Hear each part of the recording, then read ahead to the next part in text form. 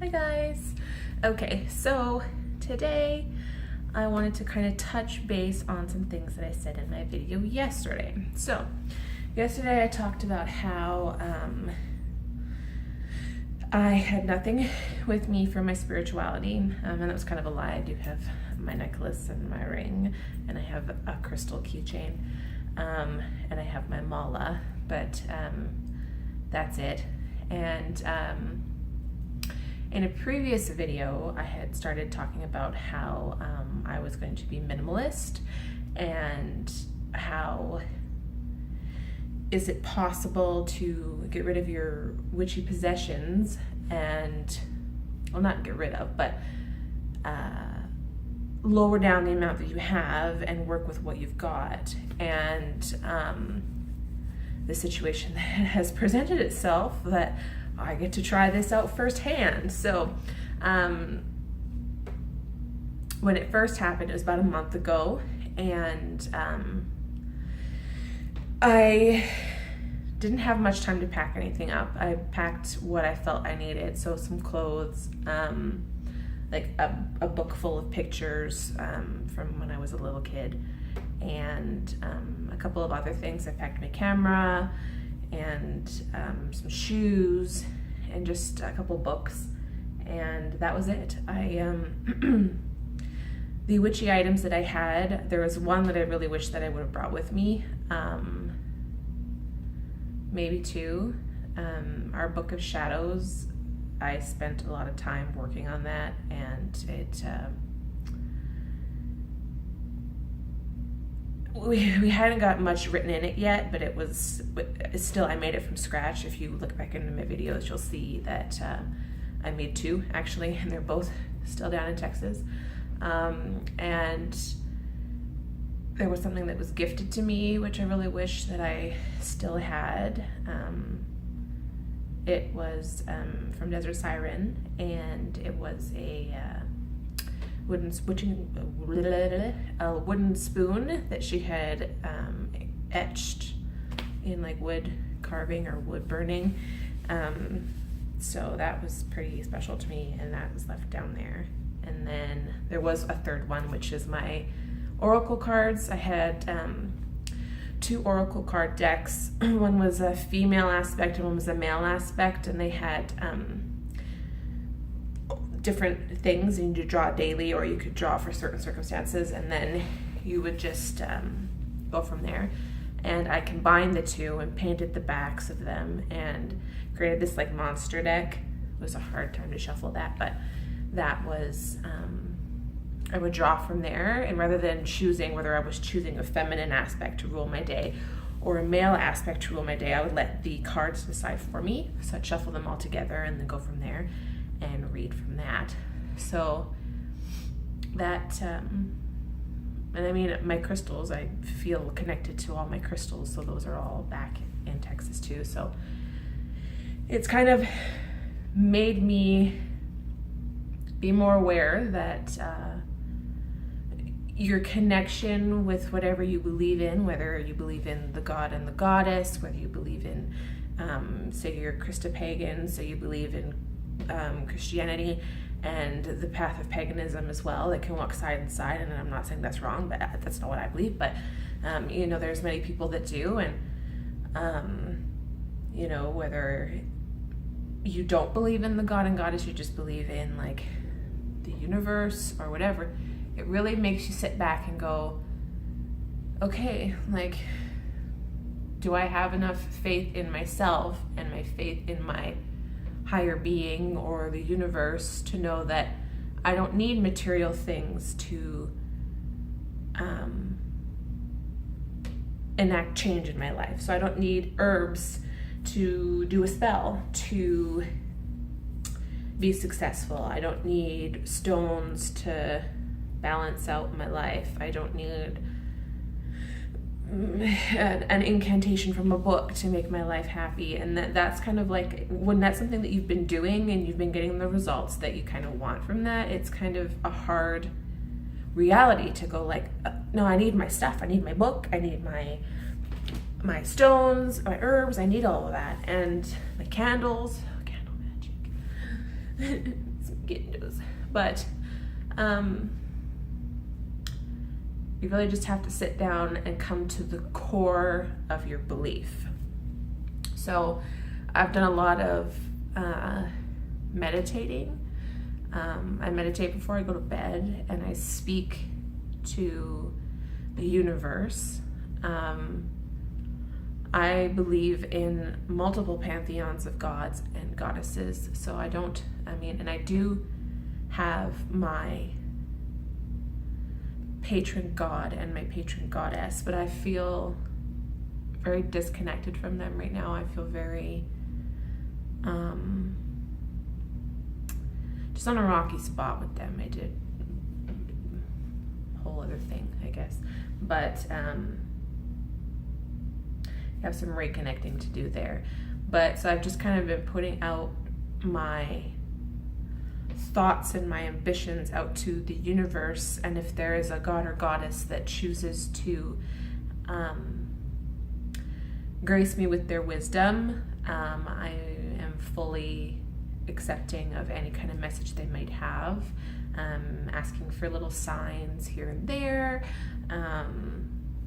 looking for my spirit animal, like my totem animal, and that kind of stuff, and just being more mindfully aware of what's around me, because they are always those influences. And I find that when we have material things, so we have a book, like, or our stones or something, we're so fixated on what they can and cannot do for us, where we kind of close our minds off a little bit to the signs are there, and we just have to pay attention. I'm not saying that everybody's that way, I know just that from personal experience. So I meditate at night, and I just speak out to the universe. I just, whether it's out loud and auditory or in my head, and just take some time to just close my eyes, lay or sit there, and just try and relax, try and push all the thoughts that are going on in my head off, and just focus on something. So just to meditate, and whether it's I have a guided meditation, or I have music playing in the background, or it's in silence. I find that in the last week or so, it's been silence. I prefer to sit there and connect in silence, just to really open up my experience and really open up my senses and my learning. And I find a lot lately that I know I'm in a position where there's someone reaching out to me, or an influence that's coming through, and I notice it because I start doing certain things. So I have my my pentacle, and I wear it all the time, and I'm used to be one to play with my jewelry, but I really don't do that. I usually fiddle with something else that's around, but I'll be at work, and I'll just I'll have a free moment, and I'll just be thinking about something, and I'll find myself grabbing my necklace and fiddling with the points, and I kind of pay attention to where I've been fiddling. I feel that that's a sign for me that it's a habit that I've grown into a lot more in the last little bit. I usually don't fiddle with this. Like, this is not something that I would just play with and fiddle with. So, I kind of pay attention to which point on the star that I'm fiddling with. And if I'm doing the whole thing, then I know there's just some thing that I need to do, or maybe I need to just take a moment and just calm down. Another thing that I've been doing too, which I do not do, is I got this ring back before my separation. We went to this festival, and there was a witchy. I don't know what was a witchy, but there was a thing there, and they sold this, and they assured us that this stone in the middle wasn't just a fake bead, but that it was actually a moonstone, wire wrapped with some little fakey beads on it. And this on here is also a moonstone, so got a lot of moon power going on. And it's always forward. And I've found and caught myself a couple times spinning the stone around to the inside and playing with the stone, rolling the stone on the wire. And it's like I aimlessly do it. I don't catch it until I'm already playing with it and fiddling with it. And I'm not a fidgeter. I don't do that. So I feel like it's haven't quite figured out what it means yet, but I'm hoping that with it being a moonstone, if that is what it is, and with this being what it is, it's some goddess trying to come forward and help me out in this time. And I feel like in this situation, it would very much be a mothering influence that I would be seeking without really asking for it. Before I moved, I had a very strong connection with my patron god, and I had a pendant that I made sure to grab because I got that for him, and I wore it on here with this, and it I went somewhere and it was glued together. It was very well made, and the stone, it was like a wand type thing, so it was like a mini wand. It had a clear crystal on the top, crystal orb, and then it had the spot where it hung off of your necklace, and then it had the long stone in the middle that was specific to what I bought, and then a clear crystal point at the end, so it was like a little mini wand. And move up here, and I've been going through some things, and like I said, I feel like the relationship with my God right now is a little bit rocky, and was literally just sitting eating dinner at the table. Table is lower than where my necklace would hang, and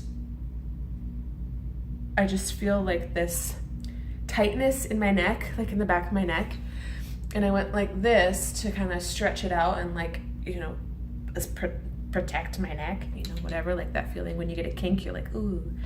So I went like this to do it, and you know, you can see that my necklace doesn't really move, and the whole bottom part just fell off. So the crystal ball on the top stayed, but the stone and the point on the end just fell off, and it shattered into two pieces. And it was really odd, considering, you know, that I bought that for my patron god to be my kind of connection with him, and he's the god of the sun, and it was just a very odd thing. So after that, it kind of just made me be a bit more mindful of what I'm doing, and just be listening, opening, listening. And then I mentioned that I have my mala, which I'm not going to show you because I feel like it's very simple, but it's very close to my heart, and it really makes me mellow out a little bit. And so it's very tiny. It's enough to maybe, if I was to wear it, to put it as a little bit more than a choker. And they're little tiny wooden beads on mine, and I think there's some glass beads on it, and it just really helps me, like, chill out. And I've just been not having physical things is getting me outside and being physical. So I'm going outside and spending more time in nature and just being out in nature. And I find that right now my favorite thing to do is, it's still snowing, but it there's some flurry days where it's like half rain, half snow, and it I'll go outside when it's raining. So I'm a Cancer, and I've been really drawn to be going outside in the rain, like going outside when it's wet. And I find my head just clears instantly, and I'm just very connected with what's around me and my thoughts. So yeah, this has kind of been a bit of a ramble, but there are other things that I want to go over. But for now, this is a 15-minute video. So, But yeah, I just start taking some time away from your material pieces that you have in your practice, and see, you know, are you missing things? Like, are there messages that are being sent to you that you're missing because you're so focused on burning that incense, you know, grinding up those herbs, and, you know, making that effort, but making a different effort than just sitting and listening. So this has very much taught me to just be very open-minded and open to receiving messages.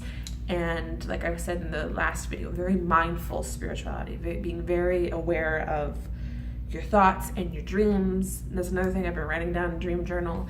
And yeah, so just listen, learn to listen, and know that you don't need that stuff for your spirituality to be present, to be active, and for the universe and the God and the goddess to be listening. All right. Let me know below if there's anything you'd like me to talk about from what I just said, or what you might like to see in the next video. There'll be one next week. All right. I love you guys. Stay witchy, and have a great week, and blessed be.